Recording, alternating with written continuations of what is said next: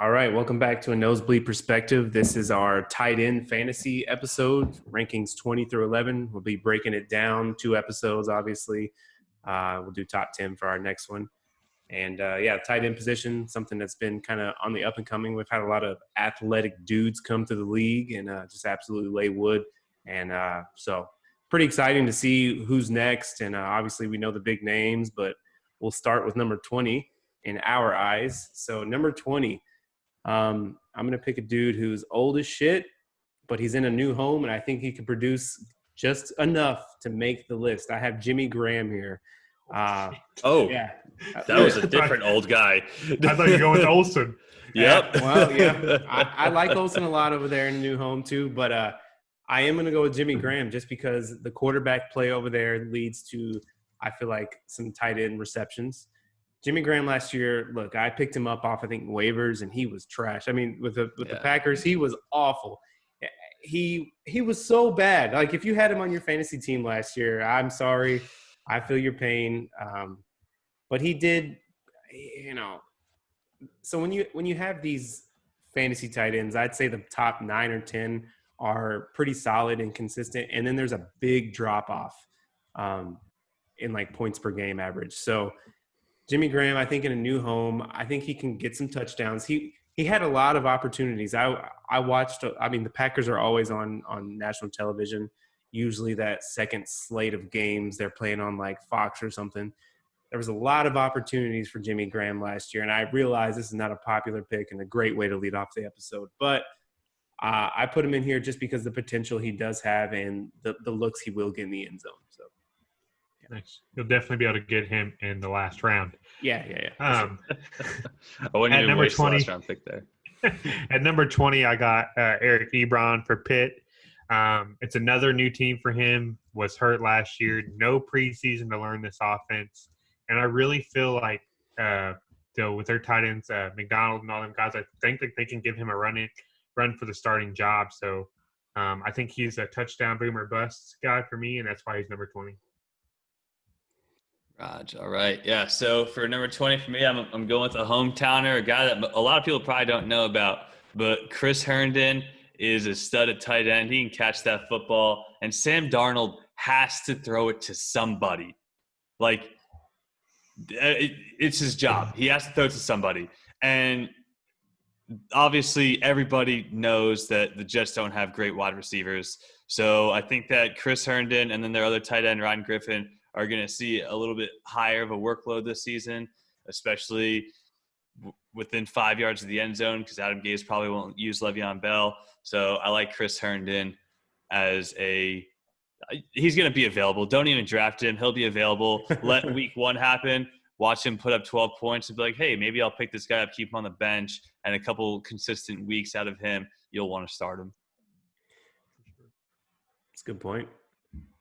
All right, so number 19, I have Kyle Rudolph, another guy who's old as shit, but the end zone production I think is there for him, and I think he definitely takes a little bit of a backseat to Irv Smith Jr., who's an up-and-coming young guy at tight end. But that touchdown production, we saw it through the playoffs, we saw it at the end of the season, is the sole reason he breaks into the top 20. At tight end, like I said, I mentioned those top 10, 12 guys maybe. They're going to be consistent. But once you get below that, you need touchdown production because they're not going to be guys who get a bunch of receptions, especially in a PPR format. So, I like Kyle Rudolph here just solely because of he's an end zone monster. So at 19, I got a guy that it's going to sound pretty disrespectful, put him this low, but I got Jack Doyle for the Colts. Phillip Rivers loves throwing the ball to his tight ends, but in my eyes, I think that's just because he's always had great tight ends. He's had Antonio Gates, he's had Hunter Henry, he's had all them guys. And an interesting stat is Phillip Rivers throws contested throws more than any other quarterback. So that's if someone's draped over him and he just loves tossing the ball up and making something happen. But the thing is, Doyle was 0 for 7 in contested catches last year. This dude cannot catch if someone's draped all over him. So that's why, to me, he's 19. He could be draftable, but in my eyes, he's not. He's going in the 14th round, and I would rather have someone else. Fair. Yeah, so At number 19, I've got my, I believe, only TE2 on this list, but that's just because the Eagles have two really good tight ends. Dallas Goedert, I didn't want to put him on here because I mean he's not their number one at that position, but Ertz just gets so much attention that I think that opens up Goddard, especially then too if Ertz gets injured. This dude easily slides into that one spot. Has proven he can catch the ball. He's a solid tight end. Another dude that's not going to get drafted, but if you need him, he'll be there. Dallas Goedert, 19. Yeah, I had him last year. I picked him up off waivers at some point in the season. He and Zach Ertz, he's kind of injury prone. He's hurt, so that's not a bad pickup at all. Especially if you can pick him up off waivers or just like a fuck it pick, your very last one. Because he had a good, I think it was his rookie year or one of his first couple of years, he was really, really good. But the last year in the couple of years, he just didn't produce as much. So he ended up like off waivers on my team, on the bench, back in waivers, so like, but he's definitely a tight end one. If Ertz, he's like you said, that attraction there is, I mean, yeah. So especially those receivers, they're just not present on that team. Yeah. Marquise Goodwin sitting out. And who knows who's going to get injured this year? So he'll probably be lined up on the outside or something. But, all right, so number 18 might be a shocker, but I do like this guy out of Buffalo, Dawson Knox. I think at the end of the year, I always put how I think these guys are going to finish at the end of the year. He kind of came on strong. He was a nobody last year. He came on strong near the end of the year. Josh Allen looked to him a lot. He's going to be open. Stephon Diggs on that team now. John Brown, Cole Beasley, we've talked about all of them. Strong receiving core. Dawson Knox definitely proved himself. I doubt he's even getting drafted at all, like even thought of. Like not even but I think at the end of the year, he is their tight end one, or TE1 or whatever. So it might be a shock, but I do like him to turn it on this year. So look out for old Dawson. All right. So 18, I got the Dallas Cowboys, Blake Jarwin, probably saying his name wrong. I think the Cowboys believe in him because they just gave him a 3-year deal on a team that's trying to figure out how to pay their quarterback. So anyone who gets a deal for the Cowboys, like they didn't give Byron Jones a deal. So like anyone that they pay, like they're believing in this guy. So the only issue and why he's so low is because there's only one ball. And Zeke's got to get his touches. Cooper's got to get his touches. Gallup's got to get his touches. Dede, he's got to get his touches. Like, if he was anywhere else, like maybe there's more, but I would be okay if he was on my team, but that's why he's at 18. Yeah, he's an honorable mention for me. I didn't put him on the top 20 just because the year Jason Witten was doing a hellacious job in the Monday Night Football booth. Blake Jarwin was their guy, and he's like, man, it was not productive. But like you said, they see something in him if they extended him. So, that's why he didn't make it for me. Yeah. So 18, I've got a Denver Bronco, Noah Fant.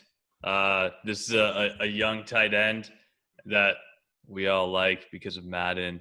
But Drew Lock is going to try and prove himself this season, and he's going to need a tight end available to him. I know Cortland Sutton and they drafted Jerry Jeudy. Yep. I don't remember. Yeah. Yep. Like those two wide receivers they're gonna have heat on them, and he's gonna need a tight end to bail him out. Other than he's got 3 really good running backs too. But I think Noah Fant he could expose himself a lot this season and end up being the tight end that he's actually capable of being. He's a fast guy. He catch that ball. So if Noah Fant can get some attention from Drew Lock, I think that he's going to be a solid tight end. And maybe in a couple of years, he'll be in our top 6. Yeah, I mean, it was crazy coming out of college. He was the second tight end picked off of his college team in Iowa after TJ Hawkinson. So but yeah, I like Noah Fant. We'll talk about him a little bit in a minute. All right, so number 17. This is where I put Jack Doyle. Gibby Bates some points. He kind of covered everything. Phillip Rivers, he does love his tight ends. Eric Ebron not being there now. Obviously, that opens up some potential for him. But you made a good point about he's not a guy you look at and you think, all right, this guy's going to go catch a 25-yard vert down the field, So we'll see how he does with those 50-50 balls with Phillip Rivers. But I do like him. I think he just never has had his full opportunity. He's always had another guy there. So, and I do think Phillip Rivers looks for him a lot. So I'm okay with at this point on, because I'm never able to draft the tight end that I want because I never reach for him. I'm okay with pretty much every single guy on this list from now on being my tight end. So, yeah, Jack Doyle, 17. So at 17, I got a guy Cheech talked about, Dallas Goedert. Pretty much everything that Cheech said, he's a backup, so the volume's not going to be there. The talent is, but whenever you do draft this guy, you have to understand that his floor is as low as 0. His ceiling is high because of all the tension and everything. But, you just got to watch out. The talent's there. It's all about risk reward and what you think. Yeah, and he'll be there in your in the late rounds and you're looking for a tight end if you don't have one. Or Yahoo, ESPN, NFL.com, they're going to have him up in those rankings. So just be careful of what you want because it's a very boom bust, like you guys said. Yeah, he could be a honeypot. Yeah. So another person that I think is going to be a honeypot this season based on everything that happened in the offseason, we got old Robert Gronkowski at 17. This may seem disrespectful because I know what the dude has done because he did it to the Jets for many seasons. However, he's coming off retirement. Obviously, the dude's in NFL shape. He passed the physical. He's training with the team. He's in good shape. He looks good on Instagram. He's not raging. Obviously, he can't because of coronavirus. So he's probably in the best shape of his life, to be quite honest with you. But this is a team that has a 42, 43-year-old quarterback that has Mike Evans and Chris Godwin at wide receiver, that has O.J. Howard and even Cameron Brate. I picked up Cameron Brate off of waivers last year and had to start him for a game or two at tight end, and he gave me 6 to 10 points in those games. So you got 2 tight ends that are capable of starting as the TE1 on that team. You got 2 great wide receivers, and you have an old quarterback. I don't see Rob Gronkowski doing what everybody else wants him to do because I think a lot of people want him to be Rob Gronkowski from 2012, but it's 2020 and he can't be that guy anymore. So you're not comfortable with him being your tight end? If he's available in the 14th round, I'll take him. Exactly. I would guarantee. I don't know, Givy, if you're doing the draft picks or where. Yeah, I got you. Where's he going right now? I'm just curious. I would imagine pretty early. I would say 3rd to 5th round almost because he's Gronk. 6th. Into the 6th. I've picked him in I've had a couple of mock drafts where he was available in the 8th or 9th where it was him or taking some other random tight end. I was okay, Rob might produce, but so I'm comfortable taking him to be my starting tight end, but I know that he's not going to be 2012 Rob Gronkowski, 2013 Rob Gronkowski. Well, it just depends too, because once the Travis Kelce's, the George Kittles go off the board, people who are maybe new or not so in depth, or they don't care about bench spots on their fantasy team. If they see those guys go high, which they will, they're gonna be shit, and they're gonna maybe see Gronk on the board and be oh, it's fucking Rob Gronkowski. So, like you said, or like we've said many times, know your league. But that's definitely a trap you can fall into because his name is going to be up there. It's going to be. So, yeah. Yeah, and I mean, he's projected to put up the numbers that are similar to I know Austin Hooper has a lot more competition on the team that he's on now, and we'll talk about him later on. But he's Rob's projected points this season aren't bad. So he's going to be up there on the tight end list. You just have to take that filter off of, hey, I know this name, and really understand what you're getting into. Yep. All right. So number 16 now is where I put old TJ Hawkinson. I like him a lot. I think he's on a team that definitely a quarterback like Matt Stafford is going to look for him in the end zone. And he's a great tight end. He was hurt last year. I think he got hurt week it was early. It was like really early. So he never got to like produce his rookie year. But I'm a big believer in him. Like we said, he was the first. He was the first tight end taken in the draft over Noah Fant on the same fucking team. So just look out for him to be. I don't know where he's going, but 13th round. yeah. So he's going to be a solid tight end if he can stay healthy. He's going to be someone to look at. I think when he was healthy, his first week or two, he put up like a monster game or something, and everybody was reaching. Game. Was it first okay? game? He had 25 points. Yeah. PPR So, league. and he was probably everybody's number one on waivers. Waiver wire. Yep. Yep. I remember that. And then he got hurt, and I was like, Yep. oh, because I think in our league, Trick or Trey tried to pick him up, Got him. Yeah. and I was trying to pick him up, but then he got hurt, so it kind of worked out. But he's a dude who can definitely produce. If he can fall to you in a position you're comfortable with taking a tight end, look out for him, because if he's fallen to the 13th, yeah, fuck it, why not? So at 16, I got a guy, and there's a guy. This is a little bit of bias because he scored a 75-yard touchdown as a tight end, and not many tight ends on this list can do it. And I have Noah Fant here, but I'm not a fan of Drew Lock. I've told it. I've said it. There's no reason to keep talking about it. I'm not a believer in Drew Lock. And when Drew Lock was under center, he only had 3 targets a game. That's not enough fantasy value for me. There's not enough opportunity. He's not going to get them 75-yard touchdowns every week. So if I do get some good depth at running back, good depth at wide receiver, and I have to play Noah Fant, I'll do it matchup-wise. But other than that, that's why he's at 16. Yeah. So at 16, he's already been talked about. I got Eric Ebron. You made solid points about him. The Steelers are pretty deep at tight end. Eric Ebron's going to have some competition, but I do think he does take the number 1 spot. And I think that Big Ben likes him as a target, but it's going to be very interesting to see what being on this new team really does to his legacy, because I mean, he was the number 1 tight end on the Colts. That was like the face of tight end on the Colts. So I'm curious to see how he's going to do in the Steelers. He's not my favorite pick at tight end, but like if I had to draft him, I wouldn't mind it. You think there's going to be some tough competition there? I mean, Vance McDonald proved that he can play tight end last year, especially if he's not healthy. Yeah, and he's kind of old. Yeah, my age, so easy. He's younger than me then. All right. If you're over 25, you're old. Yeah, football. pretty much. Yeah, you're getting there. Like, I hope you landed a good contract at least by now. You ain't getting one now. Yeah.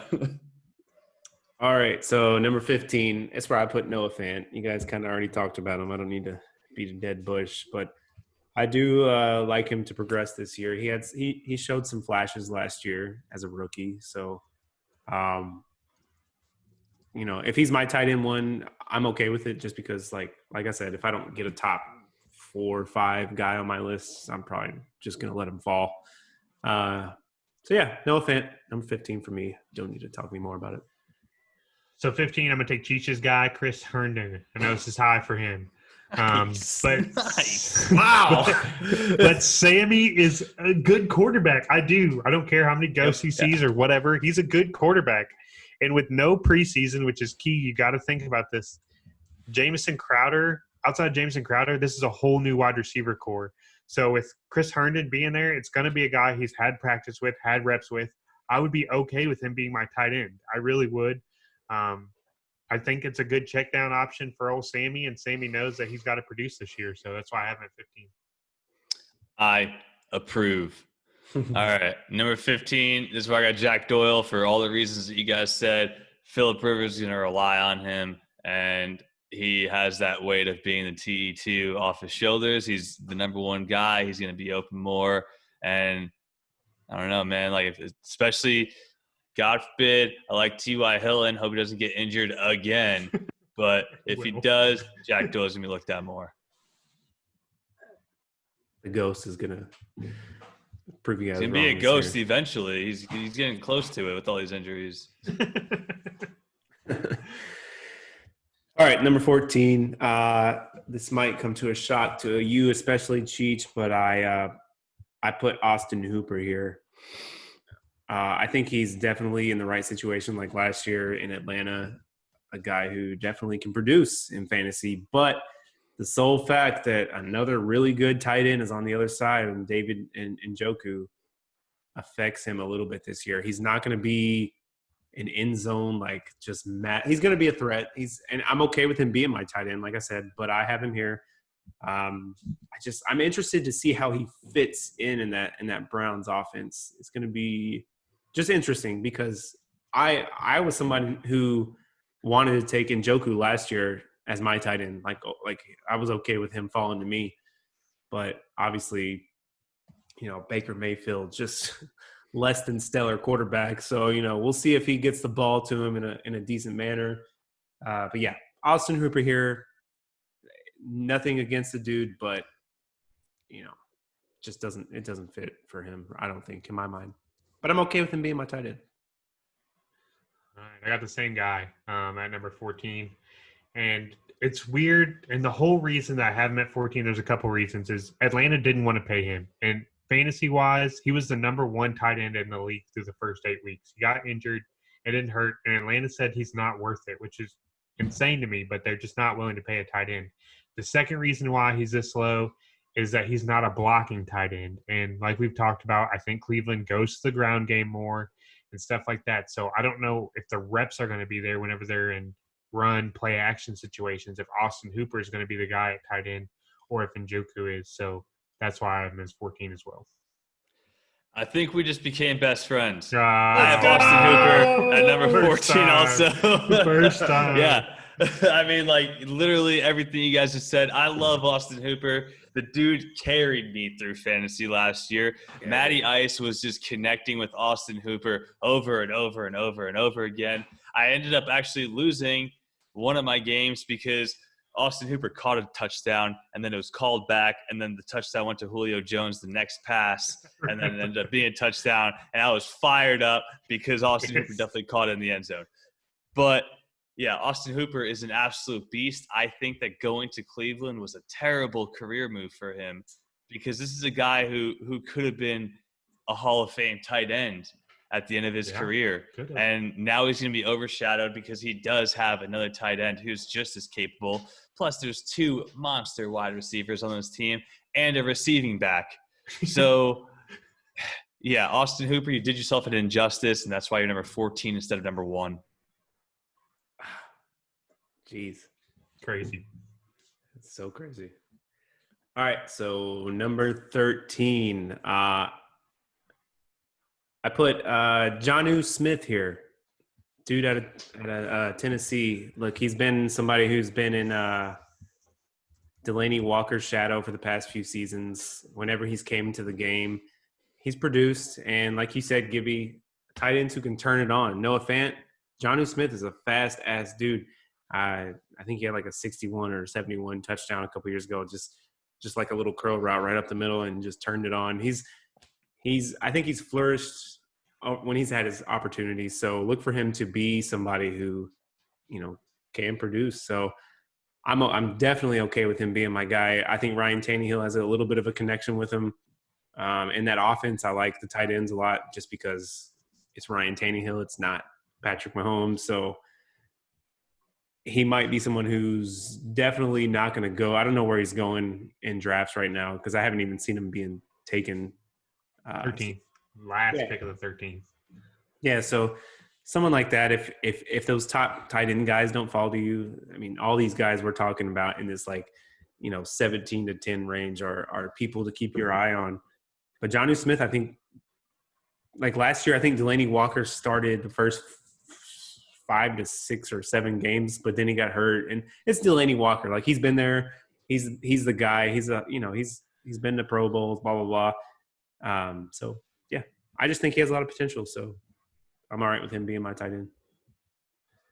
So at 13, I got a guy who was traded for a 2nd round pick, and that's pretty high for a tight end. I got Hayden Hurst for the Falcons. With all that speed at wide receiver in Atlanta and a very accurate quarterback, Hurst can really just kind of sit in them zones and just kind of break it down as all the other corners and safeties key on the wide receivers. Hurst was pretty good and last year and everything, but he just hasn't produced for me to put him at the tight end one spot. I did have him at 12, but I realized that he didn't deserve TE one spot in my ranking, so that's why he's sitting at 13. All right. Number 13, this might be a little aggressive. I've got Jared Cook right here. And by aggressive, I mean kind of higher than most people would probably think he would go. But I just think that Drew Brees is getting old, man. And, obviously this dude, he made his money with, 10-yard or less catches last season. And he's going to continue to do that. But I don't know. I could see him getting 5-6 catches. So he's probably gonna average 10, 12 points a week, which is solid for a tight end at this position. And he'll get a sporadic touchdown or two in there, but I just don't see him being the touchdown monster that he could be. And I don't see him scoring more than 10 to 12 points a week. So, and some of these other tight ends that are going to come up, I can see them scoring more touchdowns than I see Jared Cook scoring this season. All right. Well, I don't think you're too far out here. That's why I'm going to put Jared Cook as my number 12. The dude, since he's been in the league, has just produced touchdowns after touchdowns. And last year, he just continued to produce touchdowns.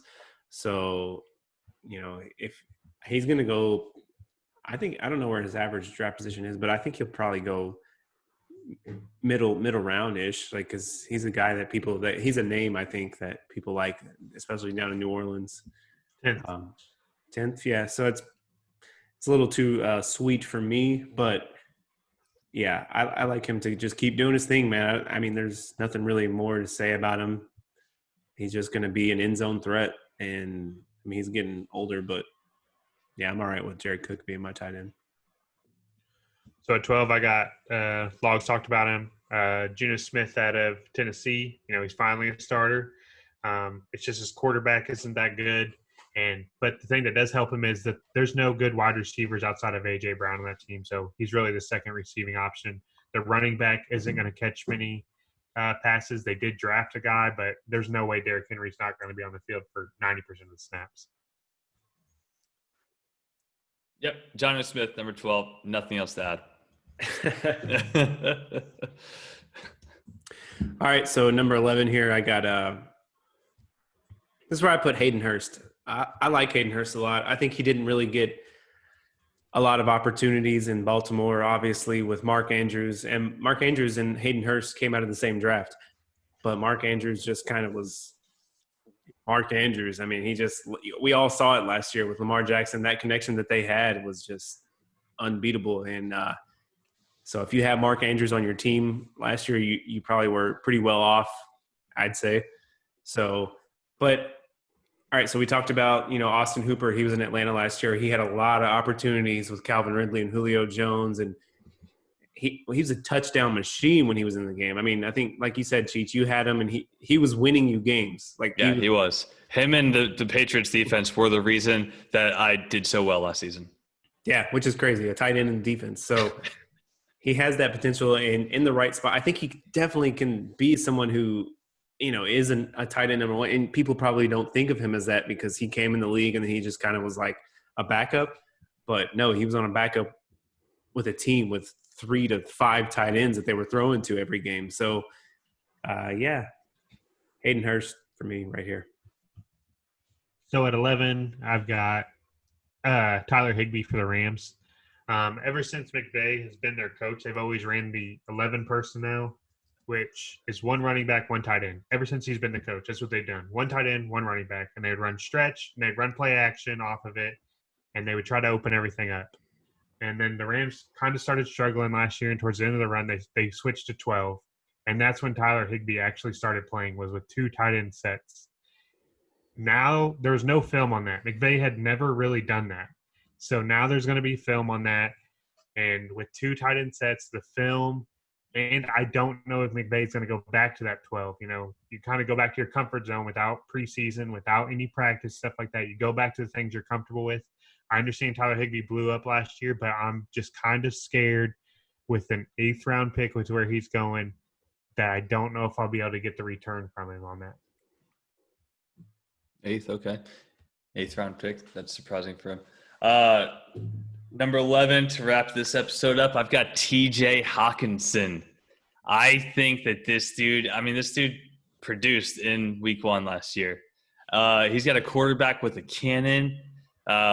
He's got Kenny Galladay opted out for the season. Or no, he was on the COVID list. He didn't opt out. Yeah, he's good. Yeah. So, good. okay.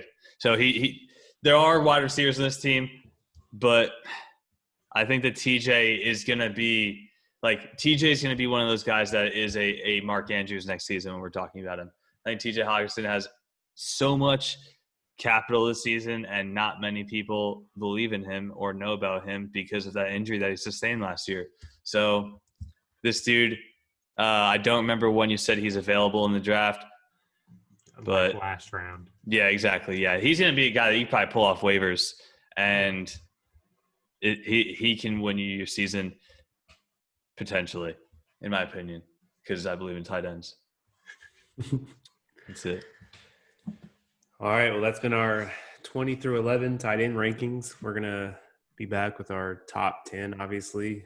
And make sure you guys subscribe to the channel, and let's go tight ends for Cheech's sake. All right. It's been a Nosebleed Perspective.